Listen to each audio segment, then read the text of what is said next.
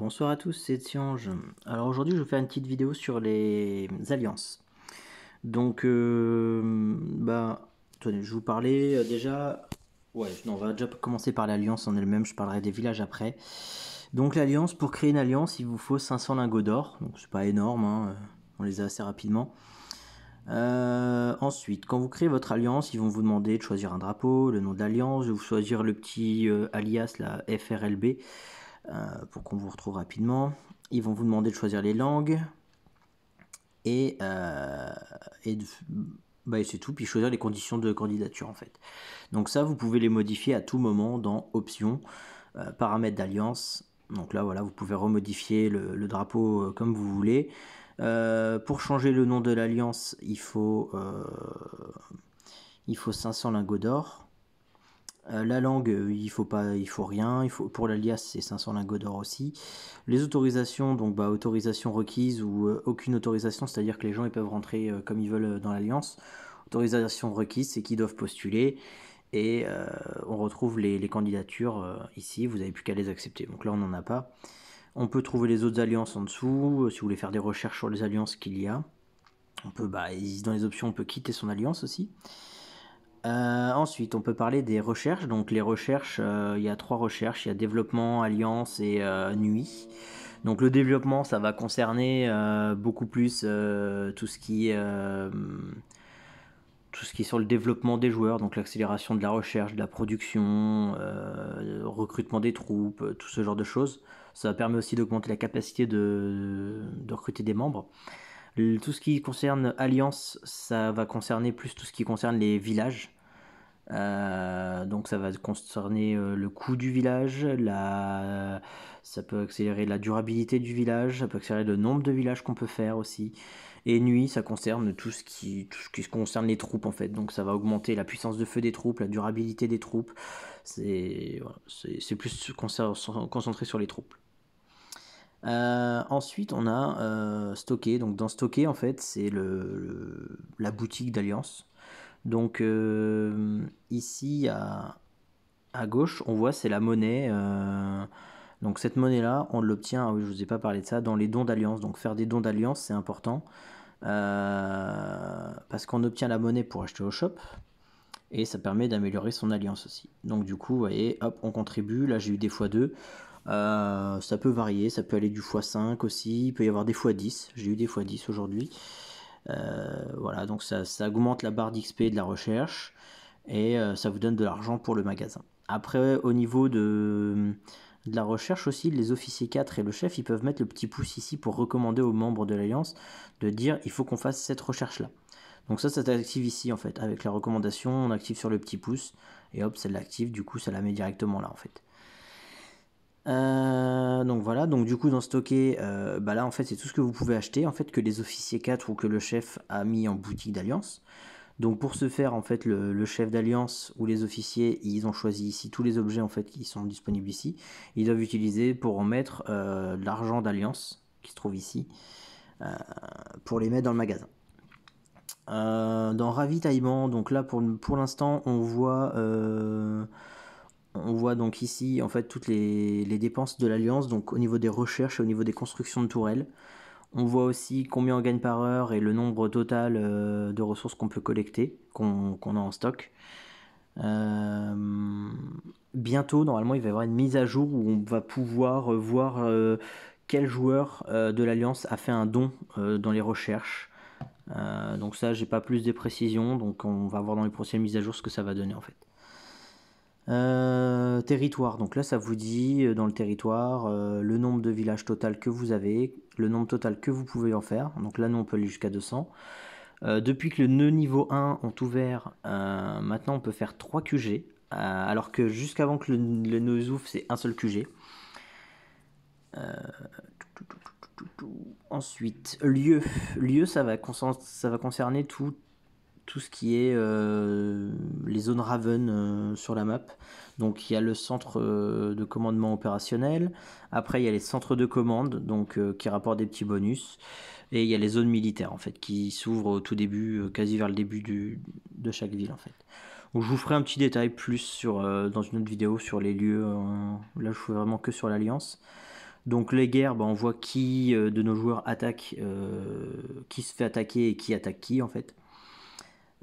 Ensuite ici, on peut envoyer un message d'alliance à tout le monde. Et ici, c'est pour pour parler directement en privé avec le chef en fait de l'alliance. Donc en haut ici, on voit le nombre de membres qu'on a et combien on peut en avoir au maximum. Construire 2 QG augmente aussi de 5 le nombre de places qu'on peut avoir dans, comment dire, dans votre alliance. Donc les QG. Alors le QG, moi je vous conseille le premier QG de faire un peu comme on a fait ici. Ça c'est un village d'alliés, c'est pas le QG. Le QG est ici. Le mettre en fait en bord de zone comme ça, ou dans une zone où vous êtes sûr de ne pas vous faire attaquer partout en fait. Parce que là on peut se le faire attaquer que de 2 endroits. Parce qu'en fait quand vous faites votre QG, donc ça va vous faire un territoire autour, là comme là, nous ça nous fait tout un territoire autour. Et en fait après on peut aller capturer que les villes qui suivent les routes. Donc là on peut aller capturer une ville par là et une ville ici en fait.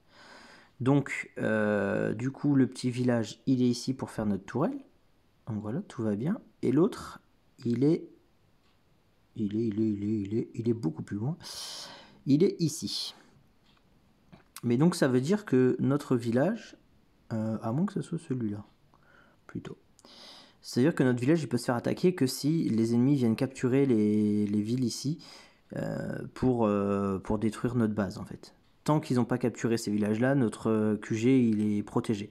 Donc du coup, après, moi je vous conseille donc de le faire de là-bas, puis d'augmenter votre territoire de manière à ce que il ne soit pas attaqué, parce que vous voyez là il est protégé tout au long de la rivière. Donc ça c'est un petit conseil que je vous donne. Après vous le faites ou vous le faites pas, c'est comme vous voulez. Hein. Chacun est libre de faire ce qu'il veut.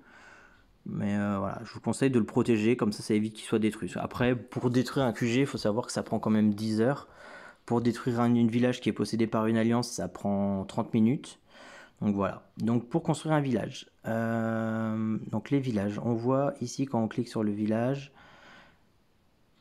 En haut, on voit le nombre de personnes qui sont en garnison. Donc là, on est 4 sur la construction du village. Là, on est en train de le capturer. On voit ici que les villages, ils nous rapportent 3600 par heure.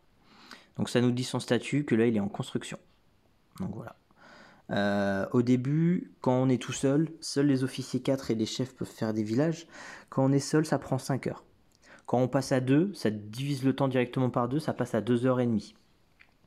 Quand on est 3, ça descend, je crois que ça descend un peu en dessous 2 heures. Et dès qu'on passe à 4, ça descend en dessous 1h30 en fait. Et après à 5, ça diminue à peu près de 20 minutes. Donc, au début, ça partage en deux, après ça 30 minutes, je crois, et après c'est de 20 minutes en 20 minutes en fait. Donc pour aller rapidement, le mieux c'est d'être 7 voire 8 sur un village pour la faire en 25 minutes en gros. Donc là, vous voyez, quand on est en train de construire un village, ce qui se passe, autour, la zone elle clignote en fait. Donc là, concrètement, en fait, la zone est encore neutre, elle ne nous appartient pas.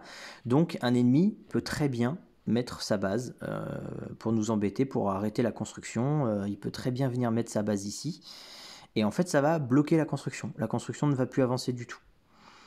Donc du coup, c'est vrai que c'est assez contraignant. Après, quand on est en temps de guerre, c'est vrai que c'est vachement utile de faire ça. Mais par contre, l'ennemi ne pourra jamais mettre une base ici. Parce que le territoire nous appartient déjà, et donc il ne fait pas partie de l'Alliance, il ne peut pas venir sur notre territoire. Ensuite, pour parler un petit peu des guerres, on peut pas, ici vous voyez, on a juste une autre alliance, on peut pas aller attaquer leur village pour le brûler comme ça pour le plaisir.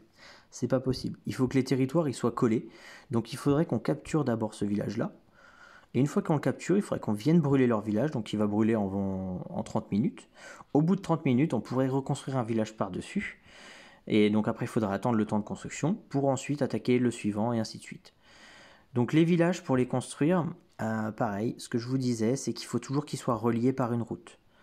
Donc ici, vous voyez, on est relié par une route et par un chemin de fer.